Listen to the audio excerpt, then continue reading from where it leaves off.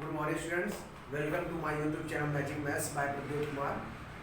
आज मैंने अपने चैनल का नाम चेंज करा है, जिसका नाम पहले नाम था मैजिक मैथ्स।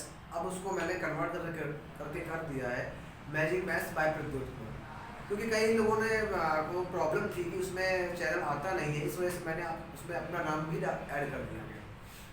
चलिए आज हम लोग पढ़ेंगे चैप्टर 11। ये चैप्टर 11 है, ये है अलजेब्रा। सबसे पहली चीज अलजेब्रा होता क्या है, हमें ये सीखना है। चलिए उससे पहले हम कुछ बेसिक आज सीखेंगे कि बेसिक में बहुत सारी चीज़ें आती हैं कि जो बेस होता है किसी चीज़ का। आज हम सबसे पहले उसको पढ़ेंगे, फिर हम लोग चलेंगे अलजेब्रा की ओर। सबसे पहली चीज आती है वेरिएबल। क्या आती है? वेरिएबल। कि वेरिएबल क्या होता है, ध्यान समझिएगा। वेरिएबल अगर आपको कभी पता करना है कि वेरिएबल क्या होता है, तो जितने भी हमारे लेटर्स होते हैं, क्या होते हैं? जितने भी हमारे लेटर होते हैं ए से लेकर जेड तक। आप लोगों ने अल्फाबेट लेटर पढ़े होंगे, A B C D F G H. तो जितने भी हमारे लेटर हैं ए से लेकर जेड तक, चाहे वो कैपिटल लेटर हो चाहे वो स्मॉल लेटर हो, वो सब बोले जाएंगे आपके वेरिएबल में आएंगे। ठीक है ना? तो वेरिएबल का मतलब क्या है? जितने भी हमारे लेटर्स हैं, चाहे वो कैपिटल हो चाहे वो स्मॉल हो, उन सबको हम बोलेंगे क्या? वेरिएबल। पहली चीज। अगली चीज देखिए, अगला आता है कांस्टेंट। अगला जो पॉइंट है वो है कांस्टेंट। कांस्टेंट के लिए हम लोग एक वर्ड यूज करते हैं इंग्लिश में, numerical fixed value. Numerical fixed value का मतलब क्या है वो समझिए। अगर कोई अगर एक अलजेब्रिक एक्सप्रेशन लिखा हुआ है, ठीक, उसमें सिर्फ नंबर जो होता है, सिर्फ नंबर का मतलब जैसे 19 लिखा है, 19 के साथ में कोई भी वेरिएबल ना हो, ना 19 के साथ ए लगा हो, ना बी लगा हो, ना सी हो, सिर्फ नंबर हो, ठीक, तो उसको हम लोग वो हमारे आते हैं कांस्टेंट। इसीलिए बोला गया है न्यूमेरिकल हैविंग फिक्स्ड वैल्यू, मतलब एक ऐसा नंबर जिसकी फिक्स्ड वैल्यू है। ठीक, तो अगर आप कोई अलजेब्रिक एक्सप्रेशन लिखा हुआ है आपका, और आप उसमें अगर आप देखते हैं कि इसमें कांस्टेंट कौन है, तो उसमें आप ये देखिए कि उसमें फिक्स्ड वैल्यू किसकी है। जो सिर्फ नंबर लिखा हो उसी को हम बोलेंगे कांस्टेंट। जैसे एग्जांपल मैं आपको दे देता हूँ। जैसे एग्जांपल लेते हैं 5x प्लस का 3y प्लस का 90। ये हमें एक अलजेब्रिक एक्सप्रेशन दिया हुआ है और हमसे पूछा गया इसमें आप कांस्टेंट बताइए। तो अभी मैंने क्या बताया कांस्टेंट के बारे में कि जिसमें फिक्स्ड वैल्यू हो, मतलब सिर्फ नंबर हो। और नंबर तो आपको ये भी दिख रहा है, ये भी दिख रहा है, ये भी दिख रहा है, 3 नंबर दिखाई दे रहे हैं। लेकिन मैंने क्या कहा, वहां सिर्फ नंबर हो, नंबर के साथ में कोई भी वेरिएबल ना हो। तो यहाँ तो 5 के साथ वेरिएबल है x। मैंने वेरिएबल x क्यों बोला? क्योंकि अभी हम लोगों ने पढ़ा कि वेरिएबल में कौन आते हैं? जितने भी हमारे लेटर हैं, चाहे वो कैपिटल हो चाहे वो स्मॉल। ठीक, तो इनके इस नंबर के साथ तो वेरिएबल है, तो ये इसको तो कांस्टेंट बोलेंगे नहीं। 3 के साथ भी ना वेरिएबल है, इसको भी कांस्टेंट नहीं बोलेंगे। बचा देखिए 19। 19 वो नंबर है जिसके साथ में कोई भी वेरिएबल ऐड नहीं है, कोई भी वेरिएबल इसके साथ नहीं है, सिर्फ नंबर है। ठीक, तो इसमें हमारा कांस्टेंट क्या हुआ? 19।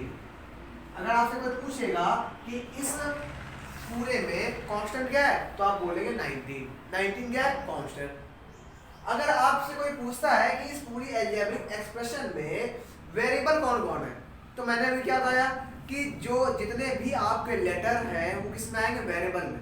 तो यहाँ पर देखिए, यहाँ पर 2 तरीके के लेटर आए हैं, एक x और एक y। तो अगर आपसे पूछेगा कोई कि इसमें कितने वेरिएबल है, तो आप सबसे पहले बोलेंगे इसमें 2 वेरिएबल है।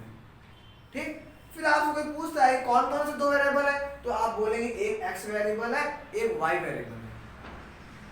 तो सीधी बात यह है कि वेरिएबल का मतलब है कि जितने भी हमारे लेटर आते हैं, चाहे वो कैपिटल लेटर हो चाहे वो स्मॉल लेटर में हो, उसको हम लोग आइडेंटिफाई करेंगे इसमें वेरिएबल में।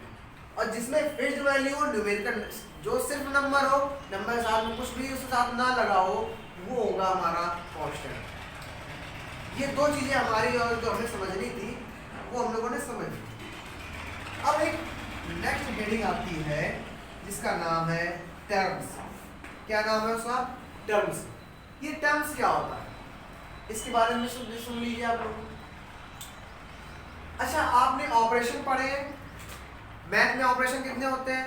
मैथ में जनरली जो हम लोग ऑपरेशन यूज करते हैं वो क्या कौन कौन से होते हैं? Multiply, divide, add and subtract. Math में जनरली 4 टाइप्स के ऑपरेशन होते हैं जो हम लोग जनरली हर क्वेश्चन में यूज करते रहते हैं। Add, subtract, multiply and divide. ठीक है ना? अब सुनिएगा टर्म्स के बारे में मैं आपको बता रहा हूँ। अच्छा ये बताओ कि ये मैंने एक अलजेब्रिक एक्सप्रेशन लिखा हुआ है, इसको मैं अभी रफ कर देता हूँ। चलिए ऊपर एक कोई नई अलजेब्रिक एक्सप्रेशन ले लेते हैं। ये हमने क्या करा, एक नई अलजेब्रिक एक्सप्रेशन लिया। अच्छा अब ये बताओ इसमें मैंने कितने प्रकार के लोग लिए? लोग का मतलब यहाँ पर देखिए मैंने कितने प्रकार के इंसान लिए हैं। एक इंसान 2x लिया है, एक इंसान 3y लिया है, एक इंसान 6 लिया हुआ है। ठीक है ना? मैंने क्या करे, मैंने 3 तरीके के इंसान लिए और उनके आपस में प्लस माइनस लगा के लिख दिया मैंने। ये तो करा है। हमारे पास कोई 3 नंबर थे, एक 2x, एक 3y, एक 6, और उन तीनों में क्या करा मैंने, उन तीनों में किसी में प्लस लगा दिया, किसी के बीच में माइनस लगा दिया। यही तो करा है ना? ठीक, तो एक चीज याद रख लीजिए, किसी अलजेब्रिक एक्सप्रेशन में जितने इंसान लिए जाते हैं, जितने इंसान लिए जाते हैं उनको हम बोलते हैं टर्म्स। जैसे यहाँ पर हमने कितने इंसान लिए? 3, 1, 2 और 3। तो यहाँ पे कितने टर्म हो गए? 3 टर्म। कोई अगर आपसे पूछेगा इसमें कितने टर्म्स हैं तो आप बोलोगे 3 टर्म्स।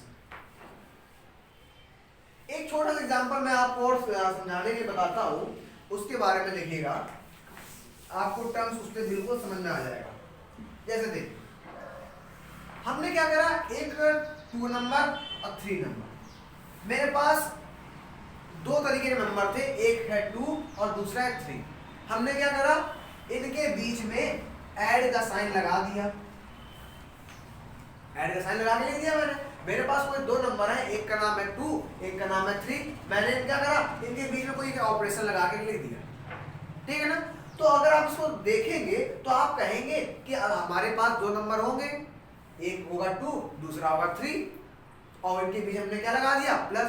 अच्छा तो आप ये सोचो कि आपने ये कैसे जाना कि ये दोनों नंबर अलग अलग हैं? कैसे जाना? क्योंकि बीच में हमने क्या लगा रखा है, ऑपरेशन, प्लस लगा रखा है। चाहे तो माइनस भी लगा सकते हैं, मल्टीप्लाई लगा सकते हैं या डिवाइड लगा सकते हैं। ये जितने भी ऑपरेशन होते हैं अगर ये किसी के बीच में लगाए जाते हैं तो इससे क्या समझ आता है कि ये नंबर कोई अलग है, ये नंबर कोई अलग है।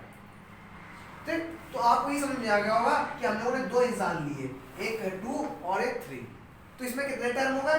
2 टर्म। अगर मान लीजिए कि हमारे पास ये 2 नंबर थे और हम इनके बीच में साइन न लगाते और ऐसे लिख देते, तो आप इसको क्या पढ़ोगे? 23। आप किसी दूसरे से पूछोगे कि ये इसमें कितने टर्म है, तो वो बोलेगा 1, वो भी 23। क्यों? क्योंकि इसमें इसके बीच में हमने कोई भी ऑपरेशन नहीं लगाया है, ना प्लस, ना माइनस, ना मल्टीप्लाई, ना डिवाइड। ठीक, तो कैसे पहचानेगा कि ये अलग अलग है? तो प्लस, माइनस, मल्टीप्लाई, डिवाइड क्या करते हैं कि किसी चीज को अलग अलग कर देते हैं। ठीक, अब एक दूसरा एग्जांपल लेते हैं, उससे आपको और क्लेरिफाई होगा।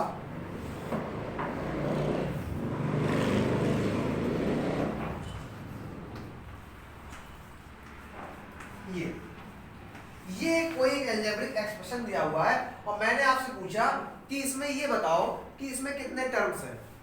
तो आप ये देखो इसमें कितने प्रकार के इंसान हैं। अब देखो इन दोनों के बीच में प्लस लगा है, इसका मतलब ये अलग होगा, ये अलग होगा। तो 1, 2, ये 3, ये 4। इसमें कितने प्रकार के इंसान लिए गए? 4 प्रकार के इंसान। तो इसका मतलब जितने प्रकार के इंसान लिए जाएं उतने ही हमारे टर्म्स होते हैं। कितने प्रकार के इंसान है? 4, 1, 2, 3, 4। तो कितने प्रकार टर्म हो गए? 4 टर्म्स इसमें हैं। और 4 टर्म्स हमने उठाए, उनके बीच में प्लस माइनस लगा के हमने लिख दिया। ठीक है ना? अब ये आपको वेरिएबल भी समझ में आ गया होगा। वेरिएबल का मतलब जितने भी हमारे लेटर्स हैं, चाहे वो कैपिटल हो चाहे वो स्मॉल हो, सब किस में आते हैं? वेरिएबल। कांस्टेंट जिसके फिक्स्ड वैल्यू हो, numerical fixed value known as a constant. जिसमें सिर्फ नंबर हो, नंबर के अलावा कुछ ना हो, उसको हम लोग जानते हैं कांस्टेंट से। टर्म्स कहता है कि जितने प्रकार के इंसान लिए जाएं किसी अलजेब्रिक एक्सप्रेशन में, वो कहलाता है टर्म्स। इसमें 4 प्रकार के टर्म्स लिए गए, इसमें 3 प्रकार के टर्म्स लिए गए, ठीक है ना। अब मैं आपको बताता हूं कि अलजेब्रा क्या होता है। अलजेब्रा की अगर आप डेफिनेशन समझें तो उसमें कहा जाता है कॉम्बिनेशन। कॉम्बिनेशन का मतलब जानते हैं, किसी दो या दो से अधिक चीजों का समूह कह दें, या उनको हम किसी तरीके से जोड़कर लिख दें, या कुछ उनको एक तरीके से उनको रख दें एक जगह, वो भी उसको बोलते हैं कॉम्बिनेशन, ठीक है। तो उनका कहना है, तो अलजेब्रा का मतलब कहता है कि combination of variable and constant और वेरिएबल, या उसको आप टर्म्स भी डिफाइन कर सकते हैं, ठीक है ना, कि वेरिएबल और कांस्टेंट को लेकर जो बनाया जाता है उसको बोलते हैं अलजेब्रा। वेरिएबल आप जानते हो x, कांस्टेंट आप जानते हो, एक को मैंने उठाया और कोई ऑपरेशन लगा के लिख दिया, तो वो हमारी कहलाएगी अलजेब्रिक एक्सप्रेशन, उसको बोलते हैं, ठीक है ना। अगर आपसे पूछेंगे कि अलजेब्रिक एक्सप्रेशन क्या होता है, तो आप बोलोगे combination of variable and constant, कि वेरिएबल और कांस्टेंट को लिया और उनके बीच में कोई ऑपरेशन लगाकर उसको जो हम लिखते हैं उसको कहलाती है अलजेब्रिक एक्सप्रेशन, ठीक है ना। तो इस तरीके से आपका ये जो चैप्टर का जो बेसिक था ये मैंने आपको बताया। अब हम आते हैं अगली एक्सरसाइज में। अब हम आते हैं अपने एक्सरसाइज 11.1 में। इसमें देखते हैं कि हमें क्या नया पढ़ने को मिलता है। चलिए देखते हैं 11.1 में वो जो फर्स्ट क्वेश्चन है वो मैं आपको नहीं करा रहा हूँ कि उसमें कुछ है नहीं। हम चलते हैं सीधे क्वेश्चन नंबर सेकंड में। सेकंड में ये वर्ड्स प्रॉब्लम है, ठीक है ना। इनको आप ध्यान से समझिएगा। ये वर्ड्स प्रॉब्लम आपके अभी आपको 10th चैप्टर में मेंसुरेशन में काम आएगा और आपके 7th में लीनियर इक्वेशन में काम आएगा। सबसे पहले देखते हैं 11.1 का सेकंड वाला question, exercise 11.1 question number second. क्या लिखा हुआ है? कमला इज, ध्यान से देखिएगा इसको, Kamla is Rani's younger sister.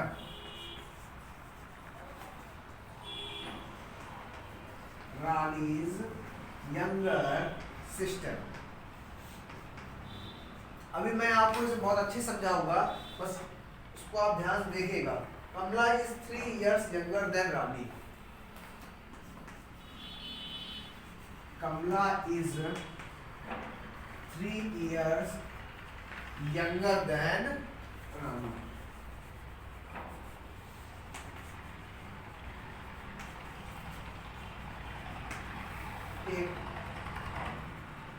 Can you write Kamla's age in terms of Rani's age? अब इसमें कह रहा है can you write Kamla's as,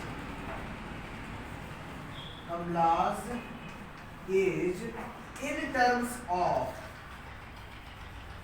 रानी's age, in terms of Rani's age.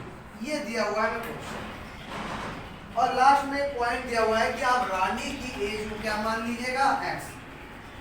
ये दे रखा है, बहुत अच्छी बात है कि उन्होंने दे रखा है रानी's एज x की। चलिए सबसे पहले हम लोग क्या करेंगे, ऐसे जितने भी वर्ड्स प्रॉब्लम होते हैं हम उनको ही समझेंगे, उसमें क्वेश्चन क्या कह रहा है देखते हैं। कमला इज रानीज यंगर सिस्टर, मतलब क्या है, जो कमला है वो रानी की छोटी बहन। कमला इज रानीज यंगर सिस्टर। कमला क्या है, रानी की छोटी बहन। तो यहाँ पे हम क्या करते हैं, 2 लड़की बना लेते हैं। देखिएगा बहुत ध्यान से, ये आपको समझाने के लिए बता रहा हूँ, या अपनी कॉपी में चाहे तो आप बना लीजिएगा।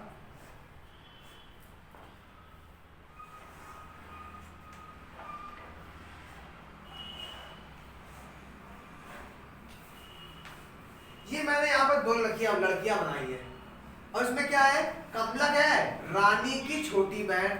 इसमें इसका मतलब कौन बड़ी होगी, रानी। ये इसको हम लोगों ने ले लिया क्या, ये है रानी और ये कौन है, कमला।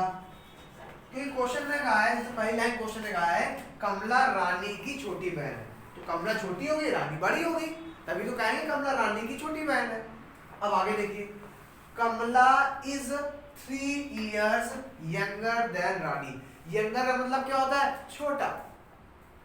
क्वेश्चन ने कहा कि जो कमला है वो रानी से 3 साल छोटी है।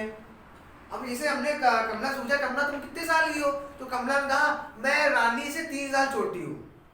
ठीक, इसका मतलब क्या हुआ कि रानी जितने साल की है उससे आप 3 साल का कर दो, कम कर दो, वो किस रानी की हो जाएगी, कमला की हो जाएगी। जैसे मैंने आपसे कहा, जैसे घर में 2 भाई बहन हैं और मैंने एक से पूछा कि तुम कितने साल के हो, तो वो कहता है कि मैं भैया से 2 साल छोटा हूँ। तो अगर मुझे भैया की, जो उसके भाई है, उसकी एज अगर मुझे पता होगी तो मैं उसमें 2 साल कम कर दूंगा, तो वो उसके भाई की हो जाएगी। ठीक है ना। तो ऐसे कह रहा है, कमला से पूछा गया कि कमला तुम कितने साल की हो, तो कमला ने कहा मैं रानी से 3 साल छोटी हूँ। तो इसका मतलब हमें पहले किसकी एज पता होनी चाहिए, रानी की। अगर हमें रानी की एज पता चल गई, ठीक, तो उससे हम 3 साल का कर देंगे, कम कर देंगे। 3 साल कम करने के बाद जो एज आएगी वो किसकी होगी, कमला की। ये तो है। और क्वेश्चन ने देखिए क्या बोला है, क्वेश्चन ने कहा है कि जो रानी की एज है, ये देखिए रानीज एज x ईयर। इन्होंने कहा है कि जो रानी की एज है वो आप क्या ले लीजिए, x ईयर। हमने ले लिया कि रानी कितने साल की है, x ईयर। रानी की जो एज, रानी कितने साल की है, x ईयर की है। ठीक, अब जब रानी x ईयर की है तो कमला कितने साल की होगी, 3 साल छोटी, मतलब x-3। यही तो होगा। ठीक है ना। हमसे कहा गया कि जो कमला है वो रानी से छोटी है 3 साल, तो रानी कितने साल की है, x साल की है, तो कमला कितने जाएगी, x-3, क्योंकि 3 साल छोटी है उससे। बस हो गया हमारा आंसर। तो और हमें करना क्या, क्वेश्चन में, क्वेश्चन ने कहा है can you write Kamla's age in terms of Rani age. Question ने कहा है कि क्या आप कमला की एज रानी के एज के टर्म से लिख सकते हैं। तो आप किसकी लिख रही है, कमला की एज। ठीक, आपको किसी लिख रही है, कमला की लिख रही है। कमला क्या थी, कमला रानी से 3 साल छोटी थी। रानी कितने साल की है, x साल की, और कमला 3 साल छोटी है रानी से, तो ये है रही रानी, रानी से 3 साल छोटी। छोटी का मतलब आपको उसमें माइनस करना पड़ेगा, तो 3 साल इससे आप कम कर दो। ये जो एज आई, ये जो x-3 ईयर आया, ये किसकी एज हो जाएगी, कमला की। ये है आपका आंसर। ये क्या है आपका आंसर। इसमें कुछ नहीं क्वेश्चन ने कहा, इसमें क्वेश्चन ने सबसे पहले ये कहा कि कमला जो है वो रानी से छोटी है। तो हमने क्या करा, हमने 2 लड़कियां बनाई, एक रानी एक कमला। कमला को छोटा दिखा दिया, देखिए है छोटी वो। फिर क्वेश्चन ने कहा है कि आप रानी की एज को x मान लो, हमने ले लिया x ले लिया, कि रानी x साल की है। फिर हमसे कहा गया कि जो कमला है